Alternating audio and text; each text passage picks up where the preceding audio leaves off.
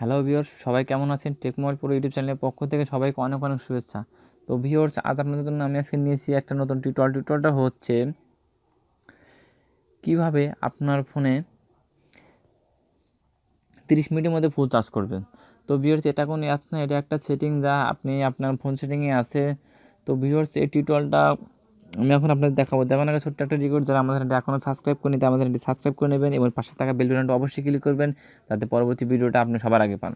তো ভিউয়ার্স, কথা না বাড়িয়ে আমি এখন টিউটোরিয়ালটা যাচ্ছি। যাওয়ার আগে প্রথমে আপনার যেতে হবে আপনার ফোনের সেটিংসে গিয়ে যেটা গুরুত্বপূর্ণ বিষয়, আপনাকে যেতে হবে ডেভেলপমেন্ট অপশনে, যেটা অনেকের ফোনেই নাই। এটা সবসময় বেশিরভাগ আনা লাগে, আর যার ফোনে আছে তার ফোনে তো আনতে হবে না। তো এখানে যে এই বিল্ডারের অপশনটা আছে, এখানে আপনি 7 বার ক্লিক করতে হবে। 7 বার ক্লিক করলে আপনার অপশনটা আসবে। অলরেডি আমি অপশনটা এনেছি, কিন্তু এটা আপনাকে অবশ্যই আনতে হবে। আনার পর আপনি ব্যাগে আসবেন, ব্যাগে এসে আবার সেটিংয়ে যাবেন। সেটিংয়ে যাওয়ার পর দেখুন এখানে নিচে লেখা আছে ডেভেলপার অপশন। আপনি এখানে ক্লিক করবেন। ক্লিক করার পর আপনাকে খুঁজতে হবে, আমি দেখিয়ে দিই কোনটা। এই দেখুন, ইউএসবি কনফিগারেশন। সো এই সেটিংটা খুঁজে বের করতে হবে। তো ভিউয়ার্স, মনোযোগ দিয়ে দেখুন, আমি কিন্তু আবারও দেখছি এই স্ক্রিনের ভিতর দিয়ে সেটাই ইউএসবি। দেখুন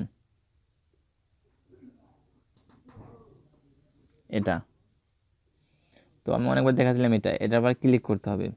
ক্লিক করার পর দেখুন এখানে কিছুগুলো অপশন আছে। অপশনের মধ্যে আছে আপনার চার্জিং, এমটিএফ মিডিয়া ট্রান্সফার, তারপরে পিটিএফ, জেনডিস, অটো স্কোর, মিডিয়ে। তো এখানে দেখা যায় যে 6টা অপশন আছে। তো আপনাকে সবসময় এই এমটিএফ মিডিয়া অথবা যে কোনো একটা অপশন চালু করে থাকবে।